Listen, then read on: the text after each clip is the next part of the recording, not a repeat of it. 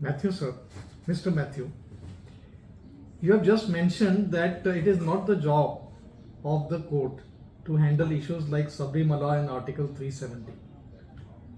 But what about issues which are constitutional? That is the constitutional issues. Is it not the Supreme Court's job to entertain constitutional issues? And if you feel that the Supreme Court should not even entertain constitutional issues, then who is to decide upon them? So this is a theoretical and very practical, very fruitful question. The answer is, see, the fundamental principle of law is when a parliament enacts a law and it is with the consent of we all are symbolically present in the parliament, and the record of a parliament is binding on all. On the contrary, a decision of a court is primarily only binding the parties before the court and nobody else. And the concept of precedent, see, the whole law has evolved. The concept of precedent is one of the important sources of law. So the common law which we follow, which we borrowed from, which the British brought to us, has primarily four sources. One is Roman law, the main principal source, then precedent, then customs, then statutes. So precedent is a very important branch of law, but that the scenario today is completely different.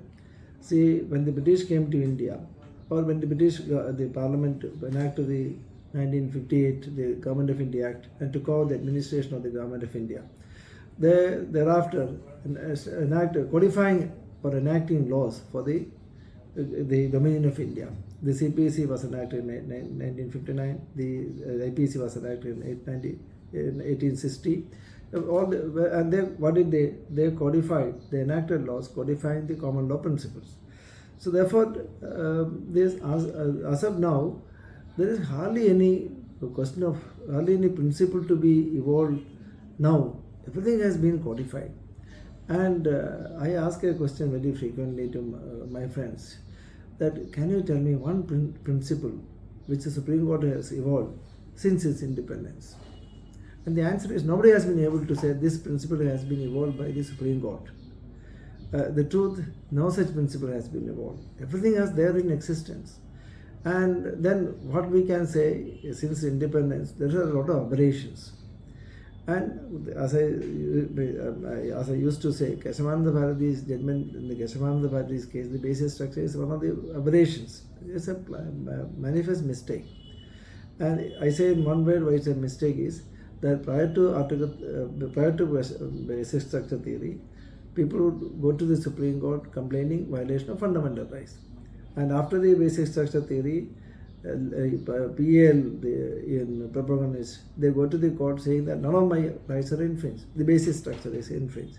So since the inception of the Supreme Court, initially the Supreme Court they heard cases as larger benches, and every issue has been settled. There is nothing new.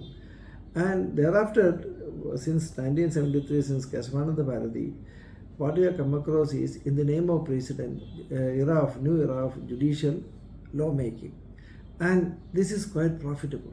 Who are the beneficiaries of the new era of judicial lawmaking? It is the elite class of lawyers. So, see, the problem with us, everybody thinks what is in the best interest of. So, I as a ordinary lawyer think what is in my best interest. How I am affected by the current system. And people, I am sorry to use names, Venugopal, Nariman, they are all human beings. They think from what is the best in our interest. So they say the Supreme Court shouldn't hear matters, it should not abolish two judge benches. And they ask for constitutional 7 judges, 9 judges, 11 judges and all. The media gives a lot of importance to what they say because they are actually the face of the Indian legal system. And what they do a great disservice to the people of this country. And they literally, it has led to a scenario. The entire time of the Supreme Court is for a few lawyers, and for the imaginary, theoretical, issues which they raise, which make them demigods, which we give them a lot of importance and a great amount of publicity. And whose stake? The stake of the poor ordinary litigant, a man whose life, liberty at stake. He doesn't get 30 seconds. Ms. Manisha is right.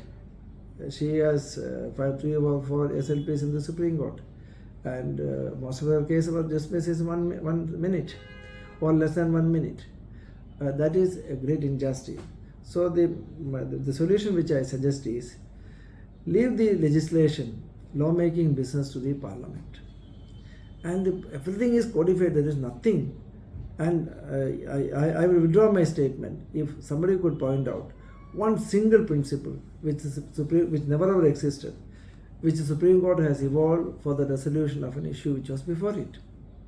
And the Supreme Court itself realized the peril of embarking on a judicial lawmaking.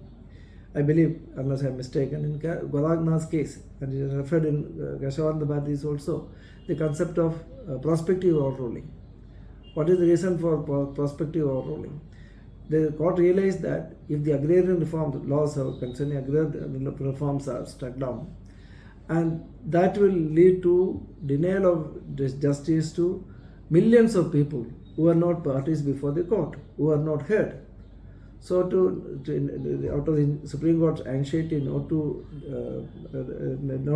affect their prejudice their rights, the court said these judgments will have a prospective overruling.